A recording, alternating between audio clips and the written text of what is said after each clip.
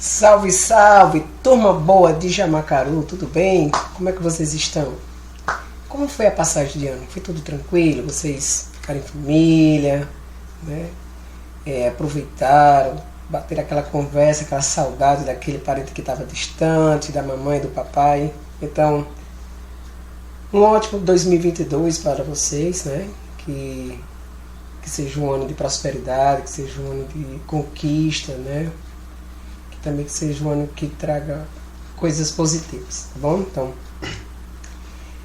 feliz 2022 para todos. Estamos aqui para a nossa última parte da nossa aula de História da Educação, certo? Gostaria também de agradecer aqui ao Marcondes, a Janine, né? Obrigado, meninos, meninas, obrigado por tudo, obrigado à turma, né? E desejar boas novas para vocês, tá bom, né? Janine, muito obrigado pela oportunidade.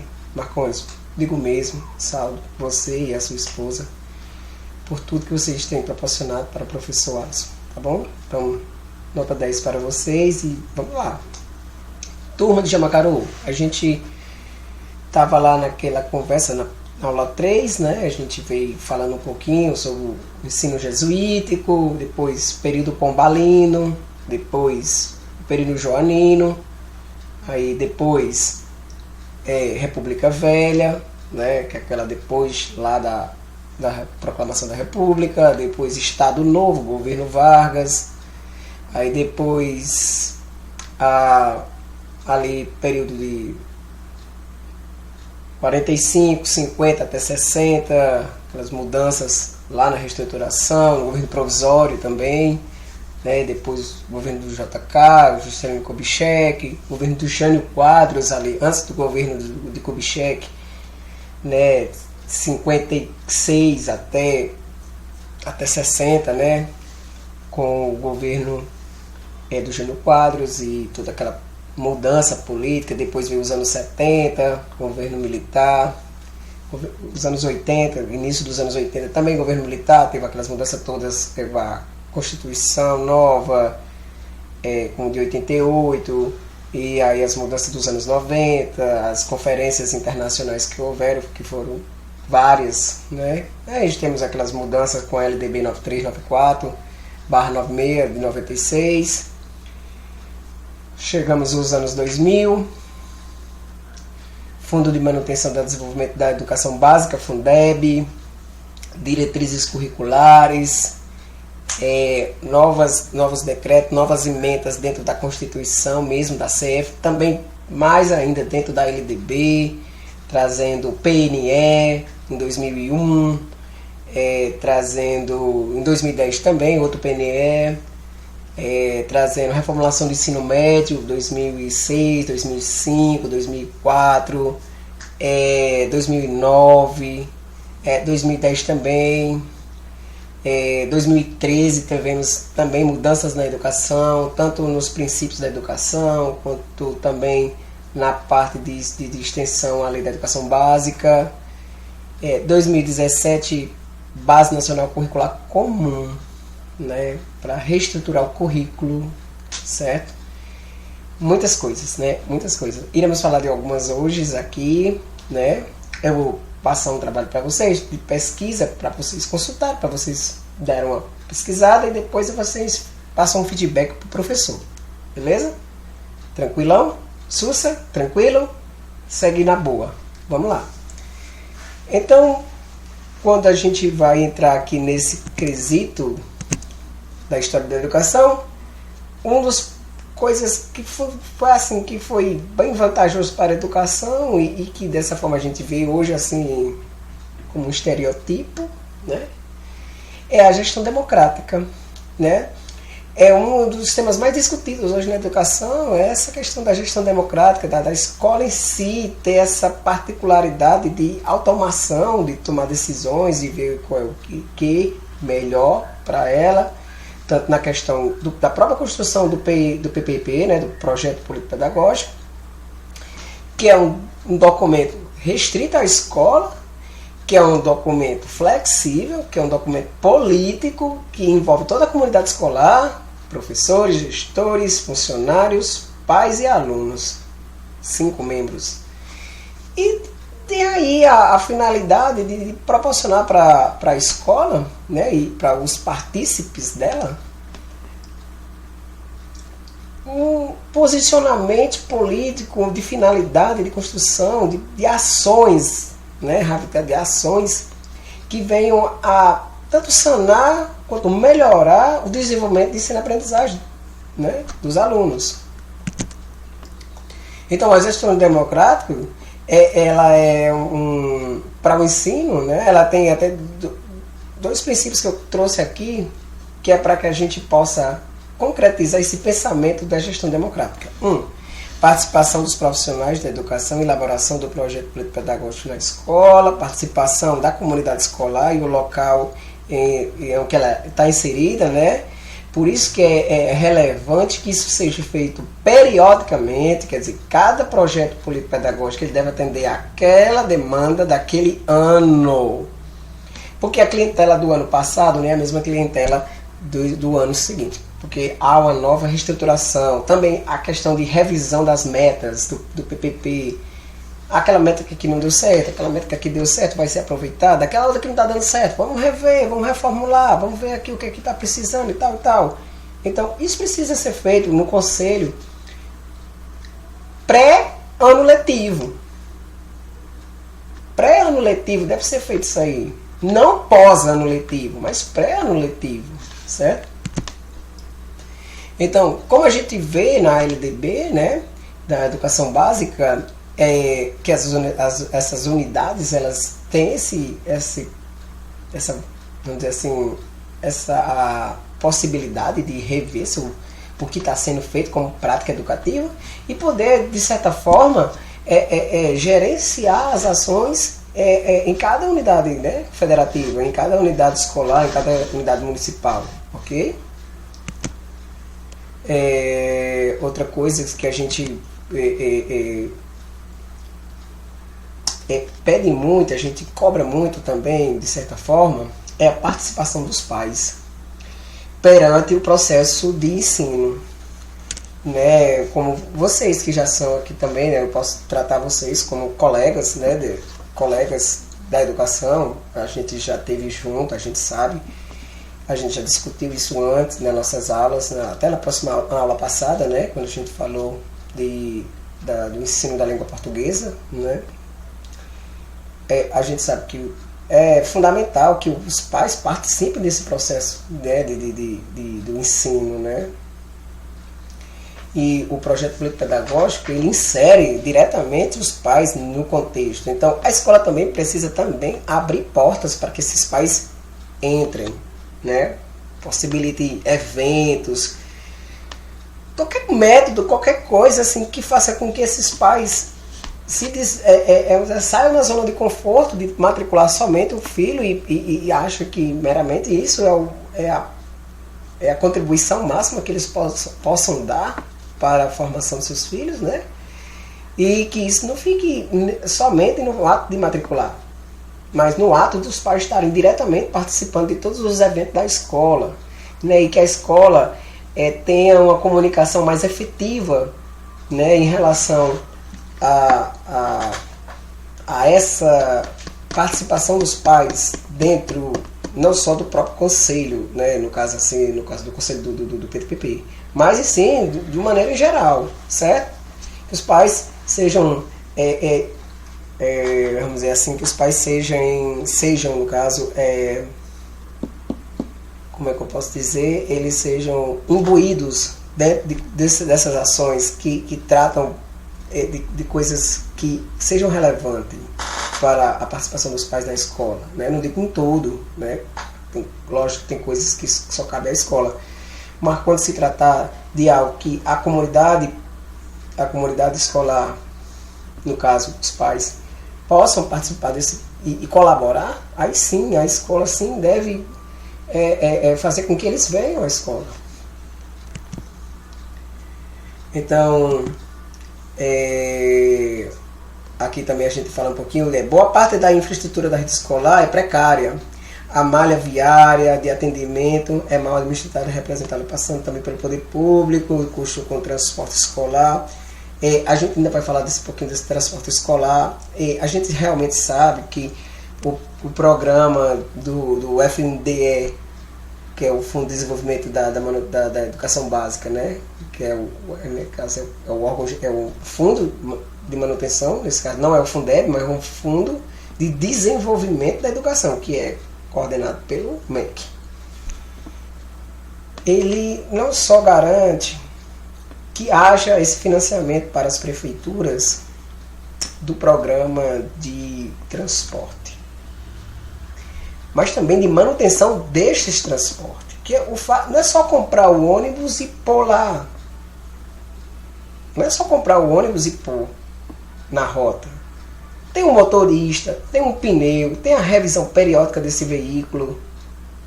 Esse veículo roda bastante, ele roda todo dia, ele roda vários quilômetros por dia, então ele se deteriora. O fato dele ser 0 km não quer dizer que ele vai ficar 0 km para sempre. Ele vai, conforme vai passando, ele vai se deteriorando. E deve haver uma maior proteção ali de ficar a critério de quem é responsável pelo ônibus, né? Seja o Estado, seja o município, e avaliar as condições de transporte e pôr em manutenção sempre que preciso, né? Para que ele não rode em condições precárias, porque realmente o que a gente vê na prática, ônibus sucateados, certo? Ônibus sucateados, precisando de pneu, precisando de manutenção elétrica, precisando de manutenção mecânica, certo? E aí isso tem que ser feito, né? Não vou dizer que a prefeitura tem que fazer, não, ela tem que ter o acesso a esse financiamento para que ela possa pôr o veículo em manutenção sempre que seja preciso.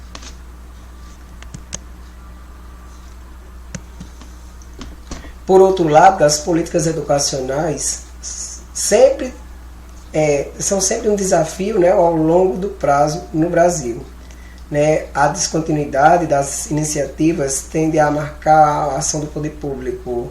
Em pleno século XXI, vigora no país uma concepção de gestão política centrada em políticas de governo e não em políticas de Estado. Pronto, vou dizer o que é cada uma dessas. O que é uma política de governo, pessoal? É aquela política provisória que o governo A faz e o governo B, que é o governo seguinte, não é obrigado a fazer. Porque não foi meta do governo dele. Tem outra meta. Certo? Então, as metas de governo são provisórias. Que o governo A faz uma coisa, o governo B continua se quiser. Agora, política de Estado, não. Política de Estado é uma política efetiva, quer dizer, é uma política que, independente do governo que estiver em vigor, ele terá que dar aquela assistência. Por exemplo, vou dizer o que é política de governo. Política de governo vamos dizer que seja, vamos olhar aqui um exemplo de política de governo.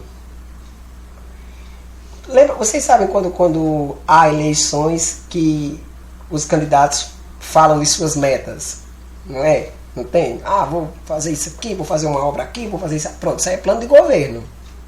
E o que é um plano de Estado?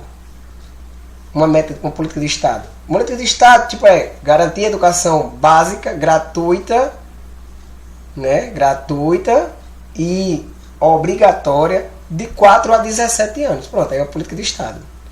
Independente do governo A ou B, deve haver vaga para todos os estudantes de 4 a 17 anos em todas as unidades escolares, o mais próximo do domicílio deste estudante. Aí é uma política de Estado.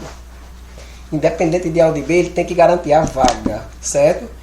Caso a escola, já deu lotado, a vaga está próximo do domicílio do indivíduo. Ele entra, aciona o poder público e o poder público vai lá e emite uma nota, quero a vaga para amanhã. Amanhã esse aluno tem que estar matriculado. Porque senão aí tem as sanções. O governo vai O poder público vai penalizar a escola, porque se negou, e o responsável pela escola. Quer nem saber. Lei é lei. Aí é uma política de Estado. Independente de A ou de B, tem que ter a vaga. Outra coisa. Mesmo sendo política de Estado, transporte escolar, mas existem regulamentações para que se coloque um ônibus em tal rota. Deve atender os quesitos, por exemplo, números de alunos daquela comunidade. Tem que ter uma quantidade X para que possa deslocar o ônibus para aquela comunidade. Tem um número mínimo de alunos.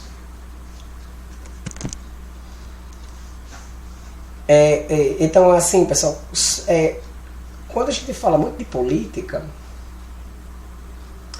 a gente entra em várias coisas que são assim, que a gente pensa que, mas é simples. É simples a gente garantir um acesso maior à educação. Mas quando eu falo só, como está lá nos princípios da educação, né? Naqueles 13 princípios da educação, que estão no artigo 3 da LDB, não é só garantir o acesso e permanência. Então, não é só ter a vaga, é possibilitar meios para com que esse aluno vá à escola. E quando eu digo permanência, possibilitar acesso e permanência, é as condições. Acesso é ter a vaga. Permanência é ter as condições. E essas condições são variadas, desde merenda escolar, desde transporte escolar, desde o livro didático é uma delas, uma assistência maior a esse aluno. E aí eu não estou falando somente da educação, eu estou falando vamos dizer assim, seja do monitoramento do CRAS, por exemplo, órgãos relacionados à família, por exemplo, certo? Conselho tutelar é um deles. Então, não é só ter a vaga, é garantir as condições que esse aluno vá à escola, seja quais for, né? Outras coisas também. Falando em gestão democrática, é um dos itens lá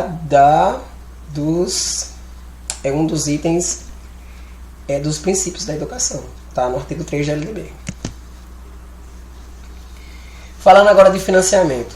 Então, a gente começou com esse financiamento em 97, vamos dizer. Começamos com 97, com aquele financiamento do Fundef, Fundo de Manutenção e Desenvolvimento do Ensino Fundamental. Beleza? Em 2004, nasceu o Fundeb, com essa necessidade, né, de expandir o financiamento para toda a educação básica.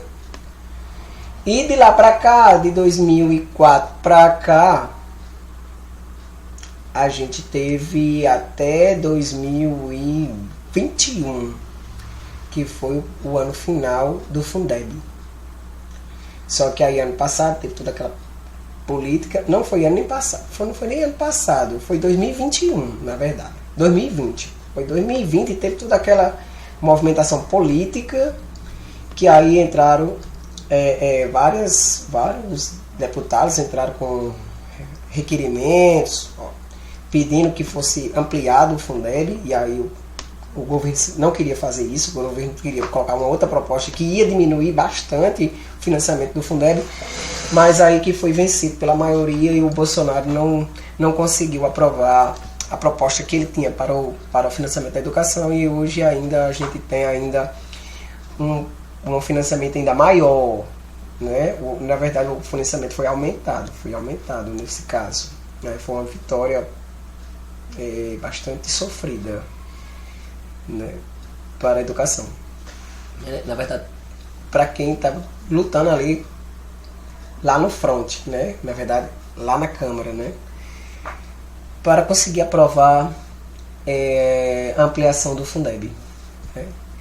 Uma outra coisa que a gente vê hoje, por exemplo, este ano passado, aqui já no finalzinho de dezembro, teve muitos municípios postaram aí, estados e municípios postaram nas suas redes sociais rateio do Fundeb. O que é o rateio? O rateio do Fundeb é uma sobra de recursos que vieram para a educação para se investir tanto na manutenção quanto no salário dos professores.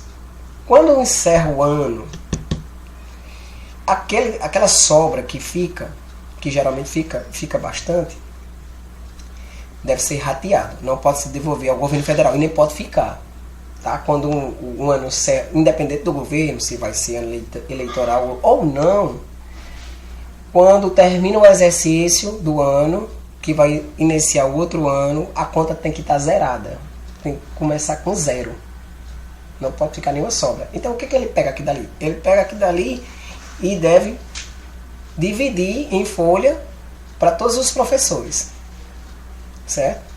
Na verdade, quando eu digo todos os professores, mas a verdade ele devia ser reteado com todo funcionário que seja da educação. Né? Então, porque a folha do Fundeb ela é dividida em duas partes. Eu tenho 70% para a folha de pagamento de profissionais de educação, dos professores em si, basicamente, e tenho 30% para dividir aí com diretores escolares, merendeiras,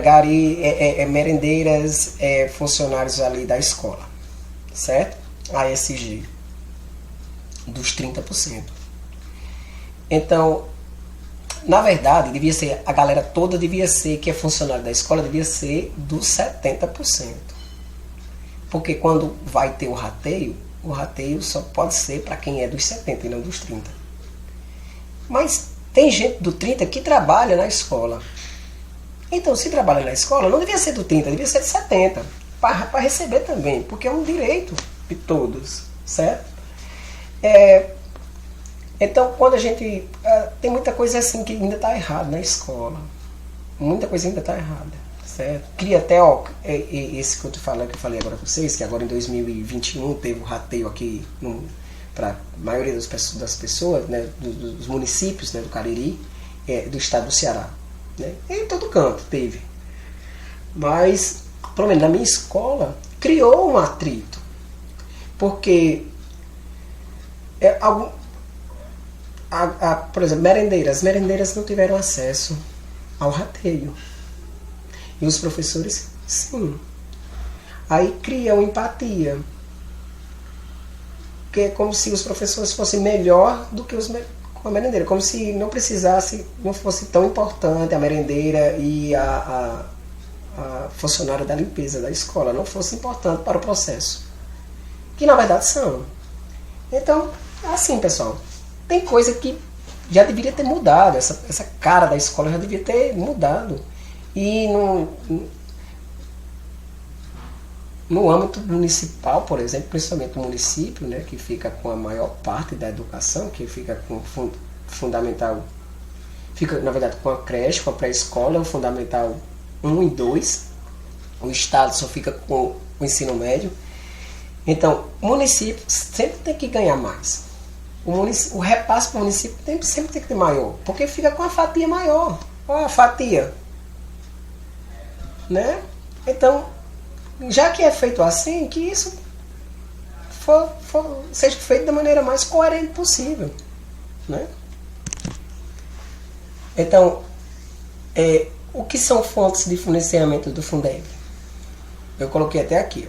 Nós temos as principais fontes de recursos da educação pública provêm de 3 esferas: a União, o Distrito Federal, Estados e Município. A educação, a receita é vinculada, isto quer dizer que os recursos a ela destinados estão previstos na própria Constituição Federal e na LDB, no texto da LDB. Então, aos municípios cabe atuar prioritariamente no ensino fundamental e na educação infantil, sendo atribuída a oferta a outros níveis de ensino, apenas quando a responsabilidade municipal estiver plenamente cumprida. Né? Os estados devem atuar com o ensino fundamental e médio, porque é assim, nós temos 2 prioridades, está lá nas DCNs. O estado tem 2 prioridades. Não, a União tem uma, o Distrito Federal tem 2, os estados tem 2 e o município tem 2. Só que é assim, é uma prioridade e uma incumbência. duas incumbências e uma prioridade. Na verdade, são duas incumbências e uma prioridade. O Distrito Federal tem duas incumbências e duas prioridades, porque além dele ser responsável pela educação do Distrito Federal, ele ainda tem a outra incumbência, porque é como prioridade, que é dos estados e municípios. O estado tem duas incumbências, sendo que uma prioridade, que é o ensino médio. E vai trabalhar com o fundamental em parceria com o município. O município tem duas incumbências, que é a educação infantil e o ensino fundamental. Só que como prioridade é a educação infantil, é prioridade. O fundamental é trabalho em parceria com o Estado. Então, no final de 2006, né, a emenda constitucional 53/2006 introduz importantes mudanças para o financiamento da educação, ampliando duas fontes de manutenção. A partir de 2007, o Fundeb substitui o Fundef pela sua relevância, e essas fontes passam a ser critério do seu tópico. Em princípio, o governo federal exerce função supletiva de financiamento da educação básica, porque entra com 18%. E os estados e os municípios entram com 25% disso, né? Da receita e da manutenção também de transições comerciais, imposto e tal. Né? A ação supletiva e redistributiva é também condicionada à ampliação pelos demais níveis de governo, né, dos mínimos definidos constitucionalmente, está no artigo 76 da LDB e no 75. O objetivo do Fundef foi assegurar a universalização do ensino, né, para todas as idades, e também garantir financiamento de manutenção para essa etapa da educação, que no caso foi fundamental. O Fundeb não contribuiu significativamente para a etapa da escolaridade destinada a ele, que era o fundamental, né? Mas para também garantir para os municípios um financiamento que pudesse melhorar a estrutura física também dos equipamentos da escola em si, certo? Então, entrando em vigor em 1º de janeiro de 2007, o Fundeb entra, né, para expandir mais ainda esse financiamento, que foi agora para a pré-escola e foi para o ensino médio, né? Cobriu agora as 3 etapas da educação básica, certo? O Fundeb promove a distribuição de recursos com base no número de alunos. Então, quanto mais aluno, mais dinheiro, mais recurso, certo? O fundo terá vigor de 14 anos, vai até 2021, tá aí, ó, ano passado, né? Foi até ano passado, mas já foi renovado. Os percentuais de receita que compõem são no patamar de 20%, mas nesse caso foi expandido para 25%. Aqui foi quando entrou o Fundeb, né, nesse caso.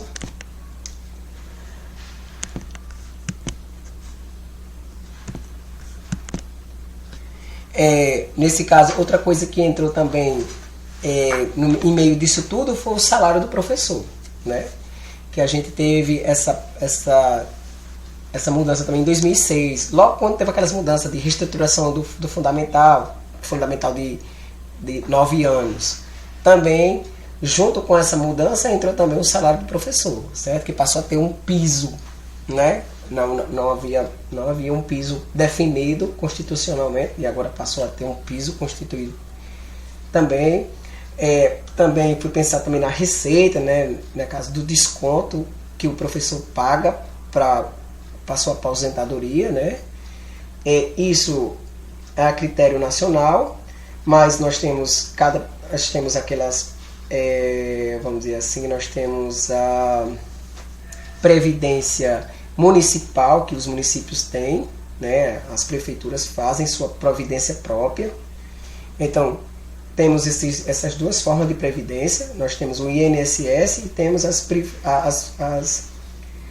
previdências restritas dos municípios, né? Os municípios têm seu próprio núcleo de previdência que o contribuinte lá, o servidor público municipal, contribui. Então, os recursos do Salário Educação, que financiam o programa, são do campo federal, né? Também financiam a merenda escolar, o programa do livro didático, biblioteca, programas de dinheiro direto na escola, que é o PDDE, o Fundo Nacional de Desenvolvimento também. Vem tudo do Fundo Nacional de Desenvolvimento, na verdade. Todos aqueles programas, que daqui a pouco eu vou passar, todos os programas de manutenção da educação, vem do fundo. E tudo isso é financiado via Fundeb, certo? Então, além das fontes já citadas, os recursos transferidos aos estados e municípios e escola através do Programa Nacional tem sua relevância aqui para focar em algumas coisas que são necessárias para a escola, que devem ter financiamento próprio para manter isso funcionando. Né? Aqui a lista que eu coloquei, essa lista aqui é que traz os programas como PN, que é o Programa de Alimentação, né? PENAI, PNDL, PNLEM, que é o do livro didático, aí o PNB, que é o Programa Nacional do Apoio ao Transporte Escolar, PENAT, certo? PNLA, que é o da biblioteca, e dentre outros, certo? E o PDDE, principalmente. O PDDE é importantíssimo ter o PDDE, porque a escola precisa andar com as suas próprias pernas e não depender da CME diretamente, não ficar dependendo da CME. Então, o PDDE, principalmente, é muito importante, né? Então, os programas federais são gerenciados pelo Fundo de Manutenção do Desenvolvimento, que é o FDNDE, certo? Sendo sua importância e a natureza diferenciada. Alguns envolvem transferência em espécie, por exemplo, PENAI, que é de alimentação e de transporte. Esses dois fundos, eles transferem diretamente para a unidade os recursos para que ela possa gerir a necessidade. Por exemplo, vamos falar da merenda escolar. A escola precisa receber o dinheiro da merenda escolar porque é ela que faz a licitação de onde comprar os recursos. No município, quem gerencia isso aí é a SME. Então o recurso vai direto para a SME. No caso de estados, é a escola que recebe esse recurso para poder pagar seus fornecedores, certo? Até 2014, quem recebia, pelo menos no estado do Ceará, eram as unidades escolares do estado. Depois de 2014 para frente, é a SEDUC, que recebe e gerencia. A escola continua comprando, normalmente faz a licitação e compra direitinho, normal. Só que os recursos são pagos direto da SEDUC ao fornecedor. De primeiro era a escola que fazia isso aí, certo? Mas o PDDE, ele ainda vem para a conta da escola, e a escola compra material, compra notebook, compra televisores, compra material de limpeza, material de escritório, para ser comprado com PDDE. Faz alguma reformazinha, alguma besteirinha, PDDE, mas tem a verba que é só para ampliar, mudar o telhado, construir uma sala, tem a verba para isso, não é do PDDE. O PDDE é uma manutençãozinha básica na escola e compra de material. Então, a aquisição de material didático escolar e de manutenção do programa de transporte escolar é uma despesa do MDE. Os programas suplementares de alimentação, assistência odontológica, médica, farmacêutica e psicológica e assistência social, que está no 71 por sua vez, são despesas que são geridas pelo MDE. Embora a Constituição e a LDB vinculem os programas suplementares ao ensino fundamental existente hoje, né, este não é o caso do livro didático, que o livro didático é comprado pelo governo federal, certo? Algumas coisas são feitas pelo governo municipal, outras pela escola, mas há coisas que ainda ficam de incumbência do governo federal. Por exemplo, o livro é uma coisa, é um desses. Programas também de manutenção também são da União. Redistribuição, União. Então, há, por outro lado, ações que não se configuram como programas suplementares, como é o caso do PDDE. Por que não é suplementar? Porque ele é uma verba de manutenção, ele não é de assistência, é de manutenção. Assistência é uma coisa, manutenção é outra. A assistência ela pode ou não ser necessária em determinado momento. A manutenção é efetiva, tem que ter toda hora, certo?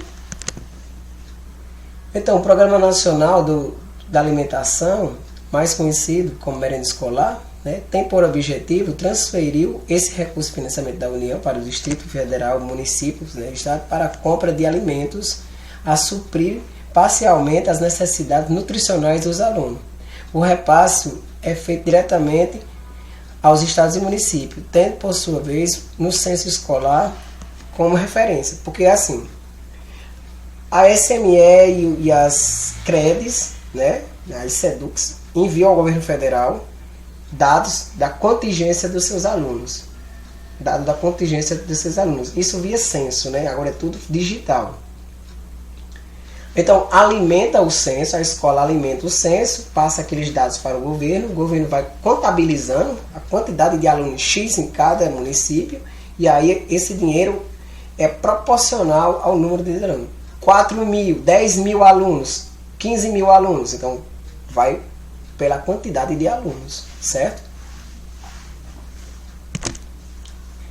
Segundo informações do portal do Fundo Nacional de Educação, o valor per capita para a União até 2010 era 30 centavos por cada aluno matriculado na pré-escola. E no fundamental, e nas jovens e adultos, nas creches, por exemplo, era de 60 centavos a merenda. Quer dizer, a escola recebe 60 centavos por aluno quando é matutino ou vespertino. Se for tempo integral, dá com 90 centavos, tá aí, ó, 90 centavos. Eu acho pouco. Pensa aí, uma refeição por 60 centavos. Uma refeição por 90 centavos. Eu acho pouco. Eu acho que esse recurso deveria ser maior. Para ter uma tabela nutricional melhor, mais definida. A escola ter condições de comprar mais coisas para implementar a merenda escolar. Certo? Então, como já se viu, existem atualmente 3 programas do governo federal relativos aos livros didáticos. Programa Nacional do Livro Didático, Programa Nacional do Livro Didático e do Ensino Médio e o Programa Nacional do Livro Didático e Alfabetização Jovens e Adultos. Esse último, pessoal, meu Deus do céu, esse último é de lascar. O Programa Nacional do Livro da EJA, meu Deus do céu, minha gente, eu mesmo não uso esse livro. É aquele manualzinho, cara, negócio muito básico para usar para a EJA. Eu sei que a EJA, a modalidade de ensino de jovens e adultos, tem como objetivo inserir o aluno no mercado de trabalho. O foco é esse. Não no campo científico, no campo do trabalho. Mas, minha gente, é um negócio assim muito ralo de conteúdo, muito ralo. Se você pegar o livro do ensino regular, do Fundamental 2, e pegar da EJA, a precariedade de conteúdo é enorme. É como se fosse assim, coloca qualquer coisa. Faz aí um tapa-buraco. Não deve ser assim. Eu mesmo não uso o livro da EJA. Quando eu estou na sala do ensino de jovens e adultos, eu faço arranjo emprestado livros para minha turma usar. Primeiro semestre, se for EJA 4, primeiro semestre eu uso 7º ano. Segundo semestre, primeiro semestre uso 8º. E no segundo semestre uso 9º. Uso 9º ano. Então eu uso regular, para ele ter acesso ao conteúdo o mais cheio possível. Porque aquele livro da EJA realmente é muito desproporcional para a realidade do mercado de trabalho que a gente vive hoje.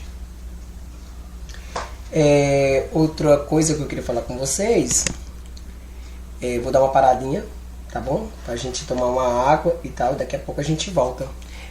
O programa do livro didático também, ele é um programa bem antigo, né, lá dos anos 90, mas que vem, né, vamos dizer assim, vem se atualizando de acordo com a necessidade, tipo o acordo ortográfico que houve na língua portuguesa em 2016, ele também assimilou nos livros também essa reformulação da língua portuguesa. Então, é algo bem atualizado, bem moderno, que visa mesmo uma contemplação de um conteúdo mais efetivo, né, para os alunos, certo?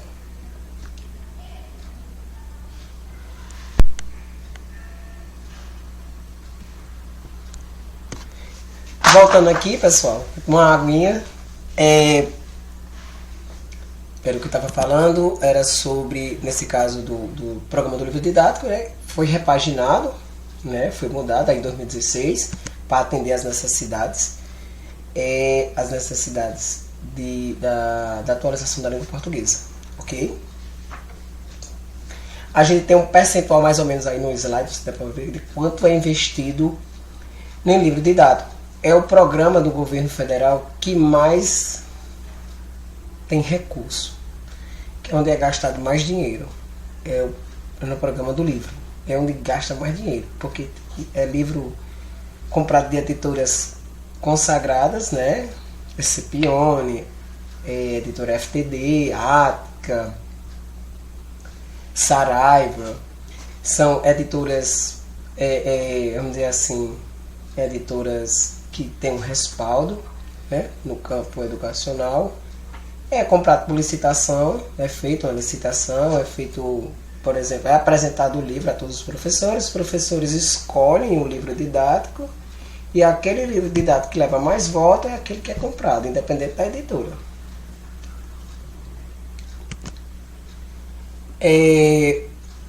Temos aí, falando do programa do transporte escolar, né, que é o PENAT. Como eu falei anteriormente, é preciso não só ter o ônibus, mas ter a manutenção, ter o salário do motorista e todas as coisas relativas a este transporte, né? Por exemplo, quando eu falo do pagamento do motorista, mas também de manutenção do ônibus, pneu, parte mecânica, parte elétrica, qualquer coisa que garanta a segurança dos alunos para o translado de ir e vir, né, de seu domicílio à escola e vice-versa, certo?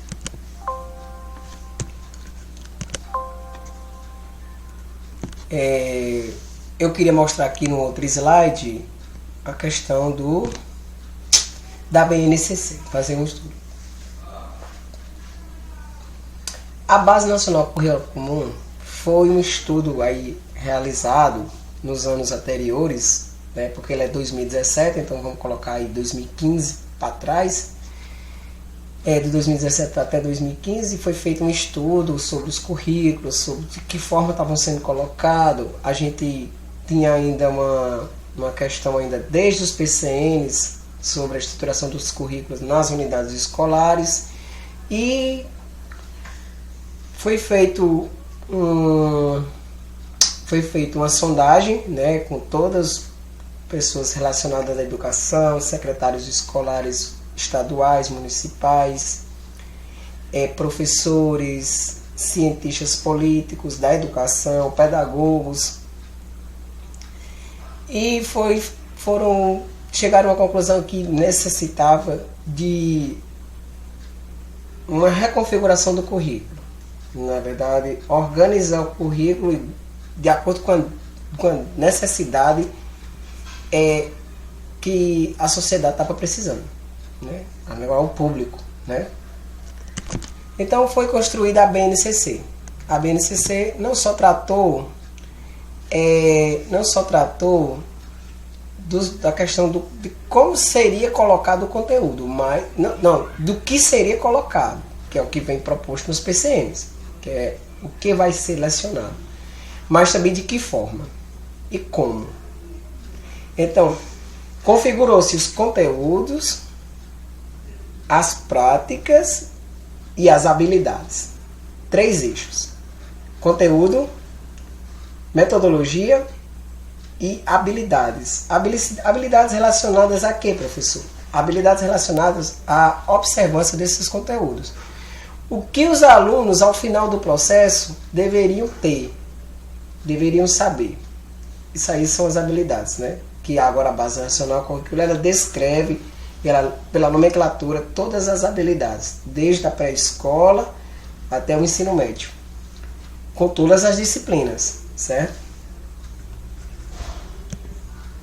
Então, o currículo tem aí a referência, né, do que ia ser proposto para a banda, o que foi proposto pela comissão que organizou a Base Nacional Curricular Comum. Ficou definido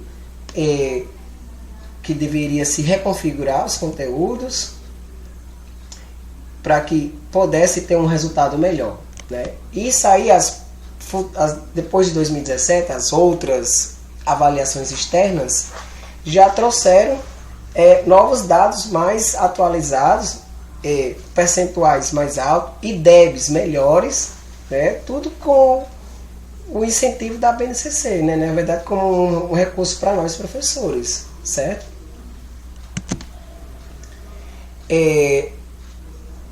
Esses 3 eixos aí, vamos lá. Formação de professores e gestores da educação, foi algo definido pela base. Revisão dos processos de avaliação, como estavam sendo colocadas as avaliações, de que forma estava. Lembra-se que a gente tem 3 avaliações escolares? A gente tem a diagnóstica, formativa e somativa. Também a base pensou nelas. Revaloração do projeto político-pedagógico da escola. A BNCC também trouxe um artigo falando só sobre o projeto político-pedagógico da escola, né?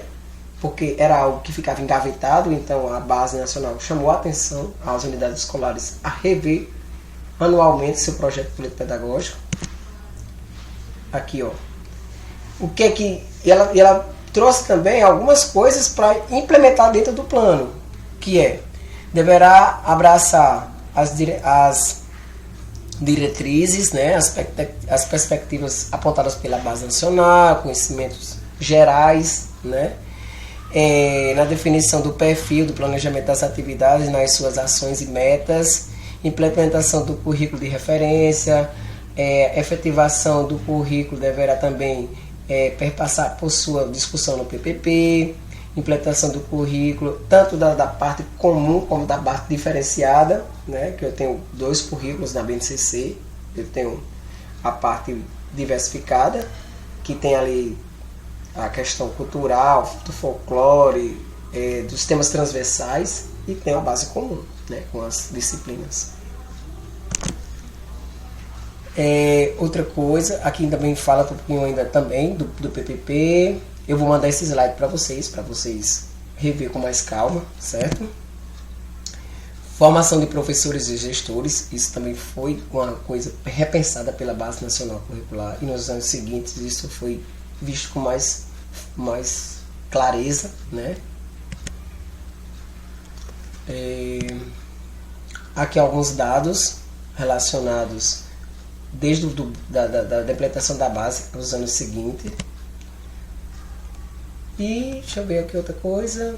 Aqui tem uma comunicação falando aí sobre a questão das reformas educacionais da época.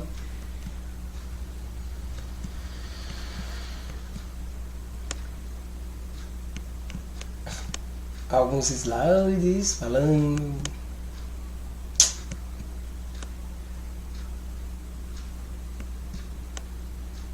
Mudança nos paradigmas. Aqui, quando eu falo de paradigmas, é aquele negócio das tendências pedagógicas, certo?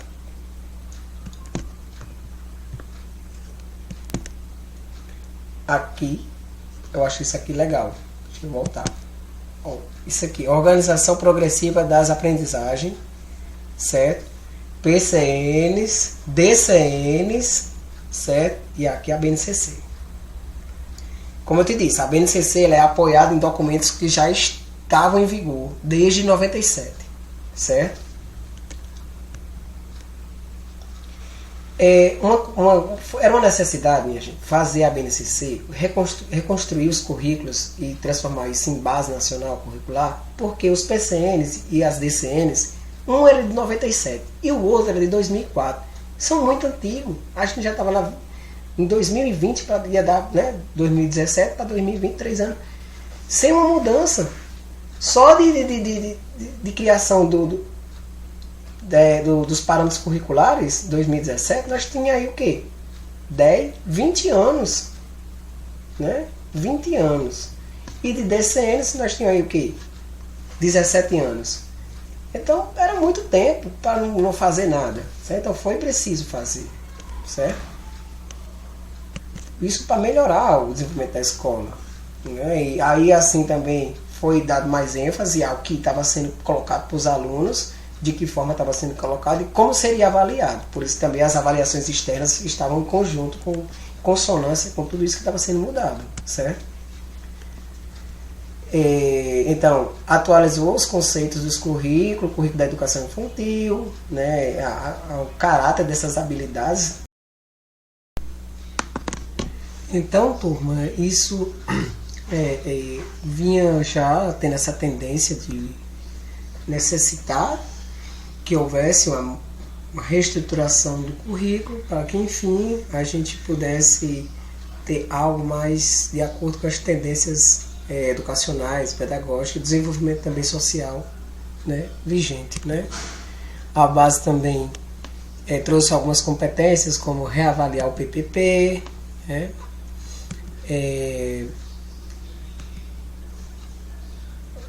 Verificar sobre a questão das avaliações escolares, né? Também definiu outras formalidades para que se houvesse uma organização melhor desse equipamento, né? Que é as avaliações escolares, que é a somativa, a formativa e a somativa. Outra coisa que ficou bem legal é essa questão das TICs, certo? A Base Nacional Curricular também orientou que houvesse uma aplicação maior das TICs na escola, né? Já visando essa globalização, tecnologia, surgimento de novos equipamentos tecnológicos com auxílio na educação. Sim, aqui a questão das competências das áreas, né? Principalmente no quesito quando a gente fala dessa parte da disciplina, que seja uma coisa mais multidisciplinar do que pluri e do que inter. Né? Outras competências, os objetivos. Aqui é como é definido lá na base. Né? Ela traz a competência por disciplina e por área, certo? Nos planos de aulas, eles exigem que a gente defina as habilidades que serão propostas naquele plano de aula, com a numeração, o código, tudo direitinho, de acordo com a BNCC. Vocês consultem na BNCC essas formalidades para que isso possa ser colocado em prática, né? Então, vai construir um plano de aula hoje, ele tem que atender ao que demanda na BNCC, certo? Normativo agora, orientador para os planos de aula. Lá traz toda a educação básica, desde a pré-escola até o ensino médio e de todas as disciplinas, certo? Tanto da base comum quanto da base diversificada. E eu acho que é só, né, pessoal? Acho que já deu para a gente observar tudo que define, né, nosso plano de aula para essa disciplina, né? Então, gostaria de agradecer aqui a todos pela essa paciência, né, por terem estado aí dispostos a estudar, pesquisar sobre a disciplina de História da Educação. É bem relevante a gente entender todos os percalços que a educação passou, desde os jesuíticos até a educação contemporânea que nós temos hoje. E para finalizar nosso trabalho, eu gostaria de propor aqui a vocês que a gente possa fazer o quê? Vamos fazer uma pesquisa, certo? Junto aos documentos e junto às próprias aulas, para que a gente possa fazer assim um feedback de tudo que foi colocado na aula, de tudo que foi discutido, certo? Cada um vai fazer o seu.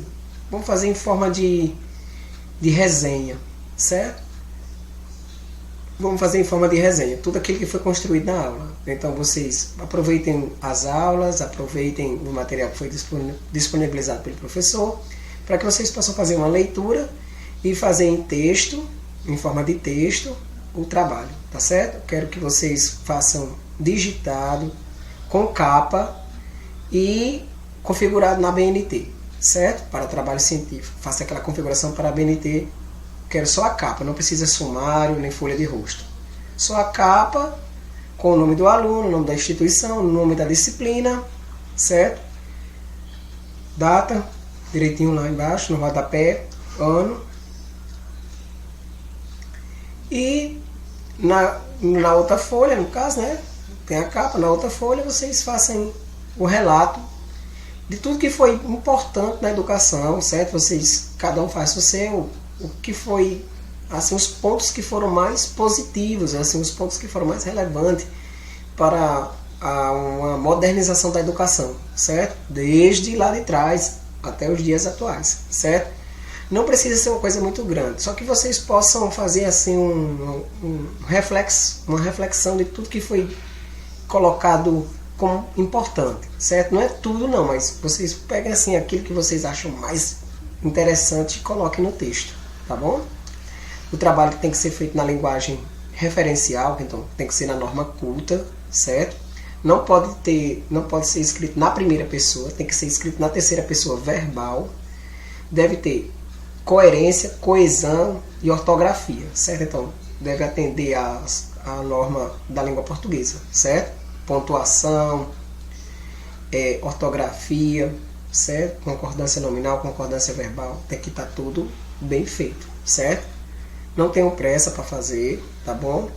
Eu vou disponibilizar lá no grupo o slide da aula e a aula daqui a pouco. Peço a vocês que façam no Word e transformem para PDF para que fique melhor, tá bom? Para que não fique desconfigurando sempre que abrir, tá bom? Então vocês vão fazer direitinho com capa, faz o texto corrido, certo? Trazendo todos os pontos que vocês acharam importante da aula, né, da história da educação, e seja feito na linguagem culta, certo? Referencial, tá bom? Muito obrigado a todos pela participação. A gente teve uma boa experiência. Gostaria de agradecer a Janine e a Marcondes. Muito obrigado a vocês dois por abrir as portas para mim no Instituto. E eu estou sempre disposto a colaborar para que o Instituto Ímpetus cresça e os alunos do Instituto Ímpetus também cresçam, né? Tenham essa visão de crescimento. A educação brasileira precisa de pessoas preparadas, né? Os próprios alunos também anseiam por mais pessoas preparadas que estejam dispostas a colaborar para o crescimento dos mesmos, tá bom? Então, Janine e Marcondes, Deus abençoe vocês, que abençoe a vida de vocês com muita paz, muita saúde, muita bênção, né? Muitos frutos. Marcondes, que seu caminho seja muito iluminado por Deus, né? Que você está trilhando aí, galgando esse caminho da medicina, que você construa um futuro muito bonito. Você merece ser um cara estudioso e um colaborador, né? Um colaborador da nossa sociedade com seu instituto. Então, Deus abençoe vocês todos. Turma, um salve para vocês. Amo vocês de coração. Um beijo. Tenham um excelente 2022 para todos. Tá? E até a nossa próxima disciplina. Fica com Deus. Um abraço. Eu vou estar postando no grupo as orientações direitas do trabalho, tá bom? Tchau, tchau, pessoal. Um abraço.